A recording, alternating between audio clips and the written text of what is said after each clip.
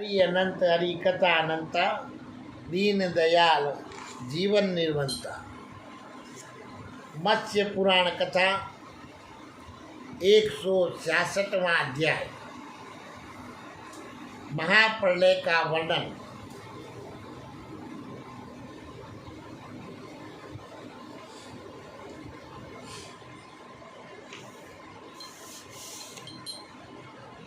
मत्स्य भगवान ने कहा, भूतवा नारायणो योगी सत्वा मूर्ति विभावसु गवास्तिभ्यं प्रदीपताभ्यं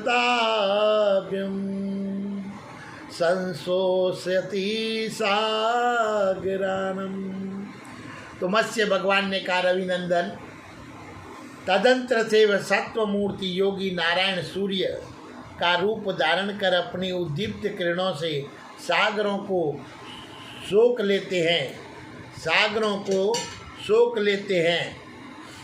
इस प्रकार सभी सागरों को सुखा देने के पश्चात अपनी किरणों द्वारा नदियाँ, कुओं और पर्वतों का सारा जल खींच लेते हैं। फिर वे किरणों द्वारा पृथ्वी का भेदन करके और रसातल में जा पहुँचते हैं और वहाँ पाताल के उत्तम रस रूप का जल का पान करते हैं।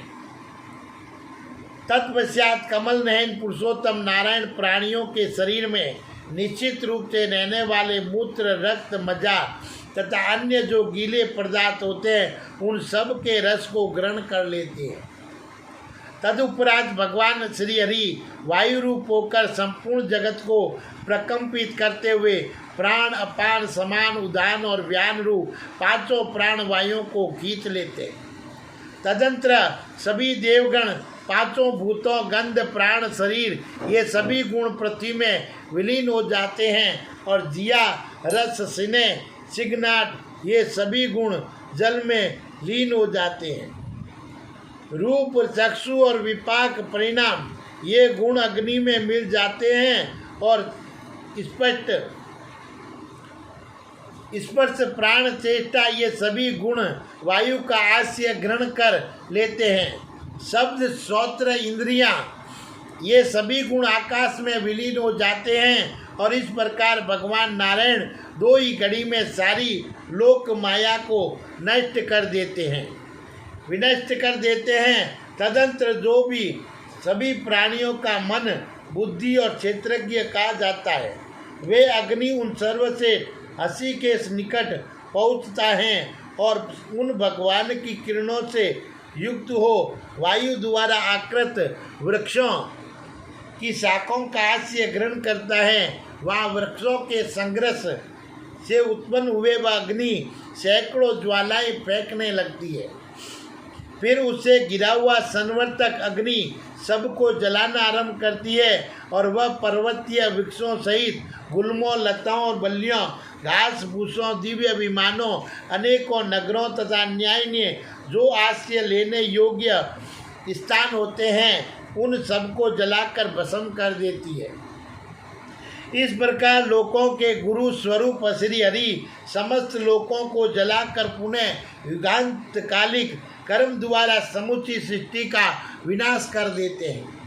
तदुपरांत महाबली विष्णु सैकड़ों हजारों प्रलय की वृष्टि का रूप धारण कर दिव्य जल रूपी अभि से पृथ्वी को तृप्त कर देते हैं और तब उस दूध सदस्य स्वादिष्ट कल्याणकारक पुण्य में उत्तम जल से पृथ्वी परम शांति हो जाती है, परम शांत हो जाती है। बरसते हुए जल के उस घेरे से आच्छादित हुए पृथ्वी समस्त प्राणियों से रहित हो एकांव के जल के रूप में परिणित हो जाती है। उस समय सूर्य, वायु और आकाश के नष्ट हो जाने पर तथा सूक्ष्म जगत के आच्छादित हो जाने पर मान से मान जीव जंतु भी अमित, ओजस्वी एवं सर्वव्यापी नारायण में प्रविष्ट हो जाते हैं। इस प्रकार वे सनातन भगवान स्वयं अपने द्वारा समुद्र को सुखाकर और देहधारियों को जलाकर और तथा पृथ्वी को जल में निमग्न करके अकेले शयन करते हैं और अमित पराक्रमी एकाण्व के जल में व्याप्त रहने वाले और योग बल संपन्न नारायण योग का आश्रय ले उस एकाण्व के जल में अपना पुराना रूप धारण कर अनेकों हजार युगों तक शयन करते हैं।